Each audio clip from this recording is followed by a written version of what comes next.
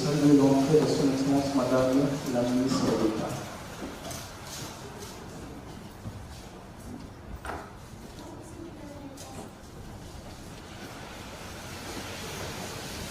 Comme une première prise de contact après si longtemps, c'est peut-être une bonne façon de se rencontrer à nouveau. Et évidemment, on va voir comment on pourra accommoder les demandes pour les réunions individuelles.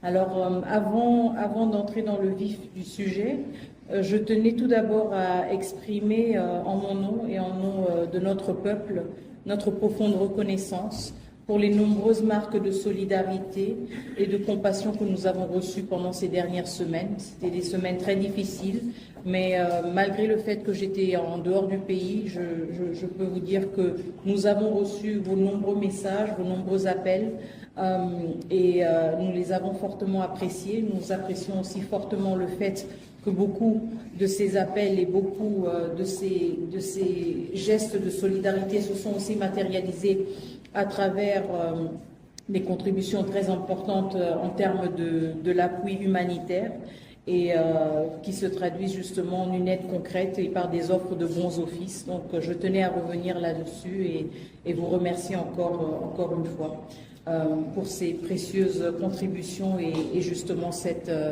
démonstration continue de solidarité. Et même s'il y a quand même un certain temps qui est passé, je tenais aussi, en mon nom propre, à saisir cette occasion pour réitérer clairement notre condamnation des attaques contre plusieurs missions diplomatiques survenues pendant les dernières semaines du mois de janvier.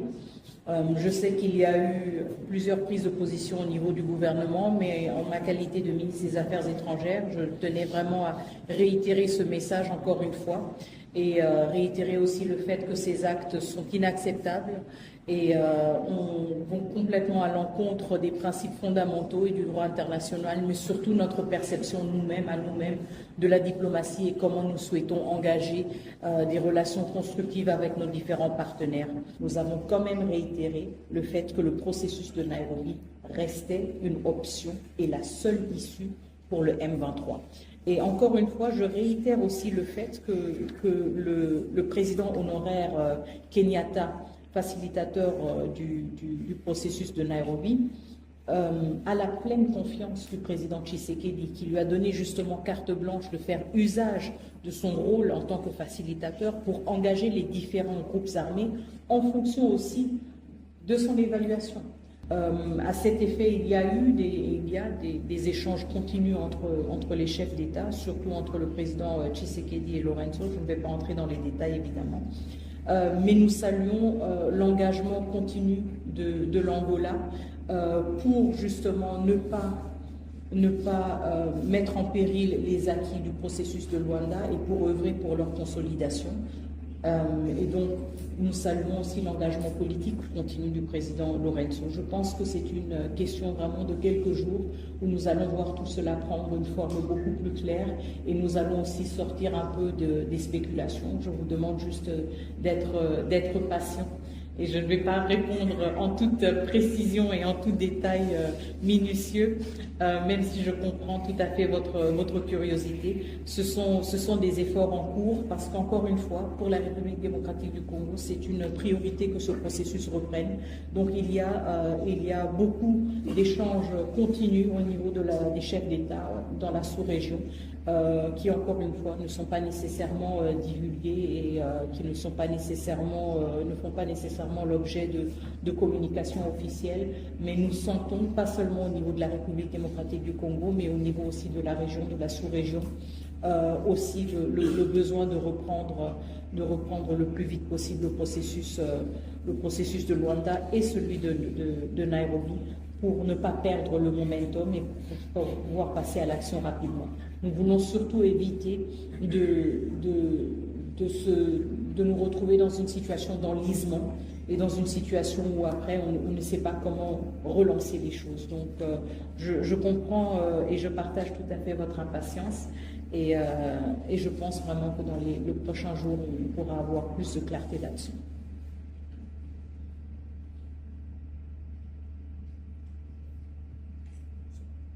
Et je sais qu'il y a une activité de la présidence qui est prévue dans quelques minutes, donc je ne vais pas vous retenir plus longtemps.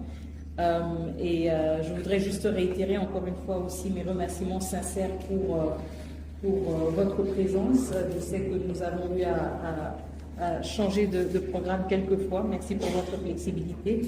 Et j'espère qu'on pourra se retrouver dans ce format ou dans un format différent dans les prochaines semaines.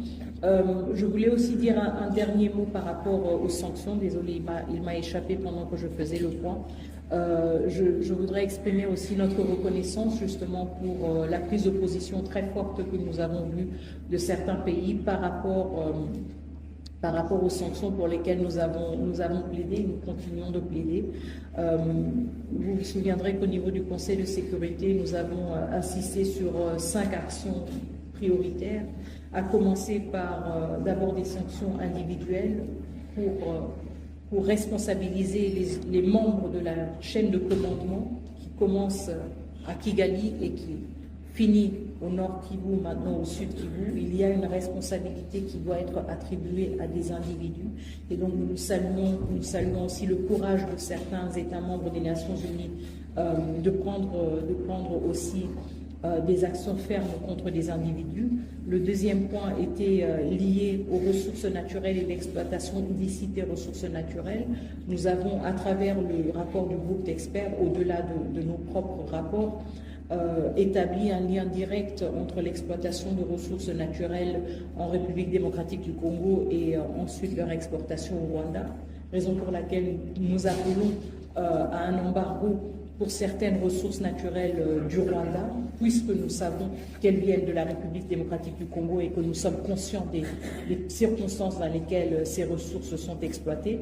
Le troisième point est lié au statut du Rwanda en tant que pays contributeur de troupes aux Nations Unies. Nous pensons que c'est quelque chose d'extrêmement préoccupant, profondément préoccupante. Pour moi, je le dis en toute transparence, en tant qu'ancienne du peacekeeping, ancienne des Nations Unies, c'est quelque chose d'extrêmement préoccupant de voir un des plus grands pays contributeurs de troupes aux missions de maintien de la paix des Nations Unies être lui-même auteur non seulement de violences directes contre des casques bleus, mais aussi de violences indirectes contre les installations des Nations Unies et contre leur capacité à exécuter leur mandat. Je pense qu'il y a une telle dissonance entre cette posture et les principes des Nations Unies qu'elle devrait nous interpeller tous par rapport à ce statut qui est quand même aussi un privilège de représenter et de porter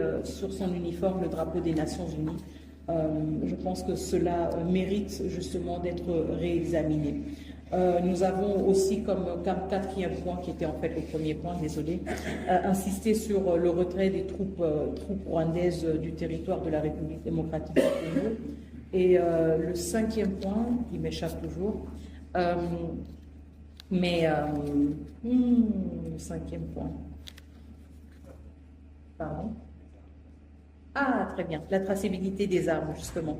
Donc, vous vous souviendrez aussi, surtout pour ceux qui suivent la République démocratique du Congo et sa péripétie au Conseil de sécurité depuis plusieurs décennies, vous savez aussi que la République démocratique du Congo était sous embargo d'armes, mais aussi plus tard dans un système, si vous voulez, de notification obligatoire pour tout achat d'armes.